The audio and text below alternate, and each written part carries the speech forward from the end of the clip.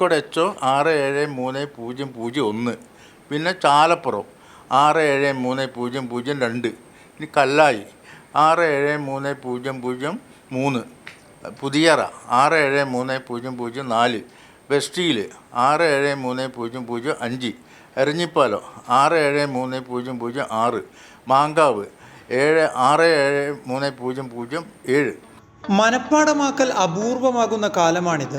ഈ നേരത്താണ് രാജ്യത്തെ 19,000 പിൻകോഡുകൾ നിമിഷ നേരത്തിൽ പറഞ്ഞ് പിൻകോഡ് പപ്പേട്ടൻ അതിശയിപ്പിക്കുന്നത്. റെയിൽവേയുടെ മെയിൽ സർവീസിലെ ജോലിക്കിടെയായിരുന്നു ഈ പിൻകോഡ് പഠനം. ഇപ്പോൾ നാടേതെന്ന് പറഞ്ഞാൽ AI-ക്ക് മുൻപേ പിൻകോഡ് ഏതെന്ന് തിരിച്ചു പറയും. ഞാൻ ഒരാളെ പരിചയപ്പെട്ടാൽ അവർ വീട് എവിടെയാണെന്ന് ചോദിക്കും, പോർഷ എവിടെയാണെന്ന് ചോദിക്കും. അവർ അപ്പം പിൻകോഡ് ഞാൻ പറഞ്ഞു കൊടുക്കും, അങ്ങോട്ട് പറഞ്ഞു കൊടുക്കും. അതിന് അത്ഭുതം എൻ്റെ പഠിത്തത്തിൻ്റെ അല്ല, ഇതിപ്പോൾ ഇത് ജീവനാണ് ഇപ്പോഴും.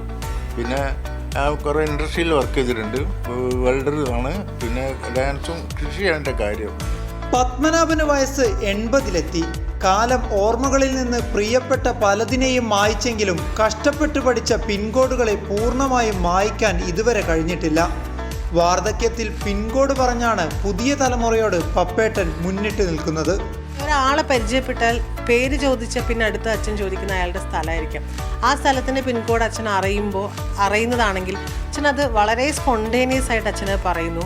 പിന്നെ അത് കാണുമ്പോൾ എനിക്ക് തോന്നിയത് അച്ഛൻ്റെ ഒരു ഇഷ്ടപ്പെട്ട മേഖലയാണ് ഈ പിൻകോഡുകൾ, അതുമായിട്ട് ബന്ധപ്പെട്ട അറിവ് വർദ്ധിപ്പിക്കുക എന്നുള്ളത്.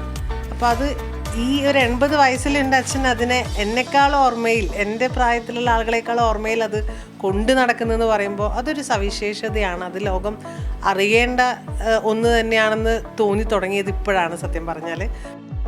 മറന്നുപോയ പിൻകോഡുകളെല്ലാം എഴുതി വീണ്ടും പൊടി തട്ടിയെടുക്കാനുള്ള തയ്യാറെടുപ്പിലാണ് ഇദ്ദേഹം.